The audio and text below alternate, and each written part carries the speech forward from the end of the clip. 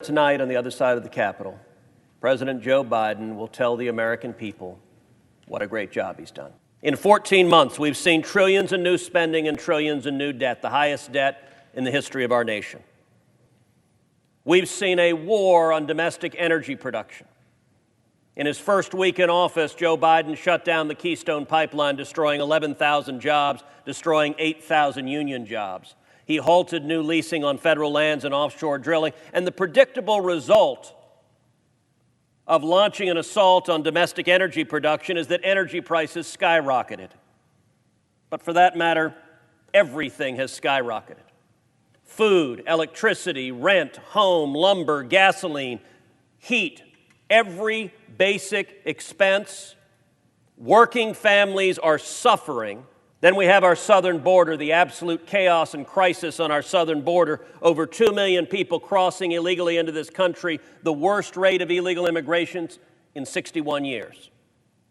And it's worth noting that Biden inherited the year before the lowest rate of illegal immigration in 45 years. So he turned success into failure because he implemented the radical left-wing ideas of open borders from the extreme left. We've seen the far left advocating abolishing the police, advocating defunding the police. We've seen George Soros-funded district attorneys releasing violent criminals, and as a result, crime is up, murders are up, carjacking is up. We've seen Joe Biden implementing illegal and unconstitutional vaccine mandates, standing up and firing soldiers and sailors and airmen and Marines, advocating that doctors be fired, that nurses be fired, that police officers be fired, that firefighters be fired, that airline captains and flight attendants be fired. We saw in Afghanistan the catastrophic withdrawal, the surrender to the Taliban, leaving Americans behind. And unfortunately, when that happened, every enemy of America, they looked to Washington, they looked to the Oval Office, they took the measure of the man in the Oval Office. And they all concluded the president was weak and feckless and ineffective. As I said at the time, when we withdrew from Afghanistan, the chances of Russia invading Ukraine have increased tenfold. As I said at the time, the chances of China invading Taiwan have increased tenfold. When the president is weak, when he's ineffective, our enemies are on advance. And every region of the world you look at is worse for America. Russia has launched the largest war in Europe since World War II. China is more aggressive, is running concentration camps with 1 million Uyghurs, is murdering and torturing. And mind you, Madam President, when I brought a vote to the Senate floor that said the United States government should not purchase goods manufactured using slave labor in Chinese concentration camps, every Democrat but one voted no.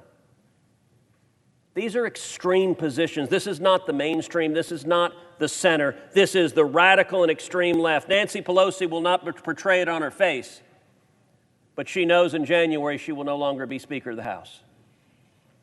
And I will say Joe Biden's becoming president was the best thing that ever happened to Vladimir Putin. Biden began his presidency by surrendering to Putin, waiving the sanctions on Nord Stream 2, sanctions, bipartisan sanctions that I authored, that had stopped that pipeline, that had stopped an invasion of Ukraine. And Biden decided surrendering to our adversary was a better policy.